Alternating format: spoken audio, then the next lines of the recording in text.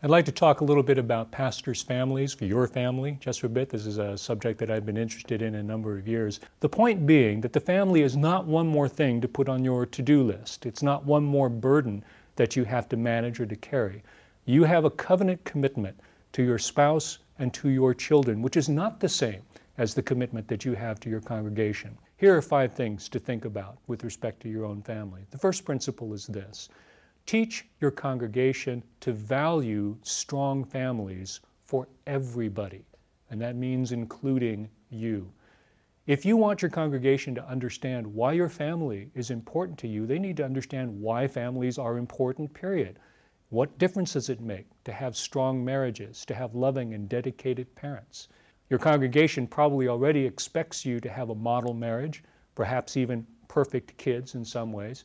And it's not that those expectations are always inappropriate, but where there isn't an understanding of why families need to be strong, those expectations can become a straitjacket in their own right.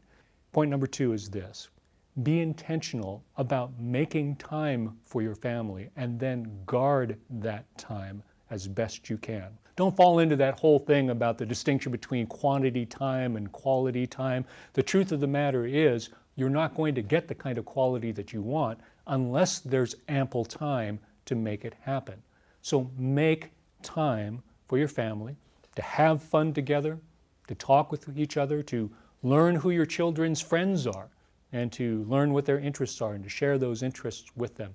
And whatever you do, try to make sure that that time does not get interrupted, because the more that ministry demands are allowed to interrupt family time on a regular basis, the more your family will get the message that it's really not that important to you.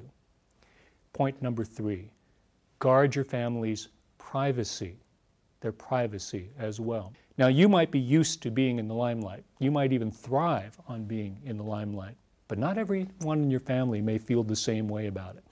So, for example, if you use your family members as sermon illustrations, some of them might experience that as a violation of trust or of loyalty. So don't do that unless you have their permission first. Be sensitive to the kinds of social pressures that your family members experience and try to guard their privacy as best you can. Point number 4, establish other boundaries as needed. You need to be clear with both your congregation and with your family how much ministry demands are going to be allowed to overlap with family life. So think about the conditions under which you would allow people in the congregation to call you at home. Any and all conditions, or are there certain boundaries you want to set about time and for what they're going to call you? What about family game night? What would be an allowable interruption to that? What about family vacation? What can they call you about, or do they call you at all?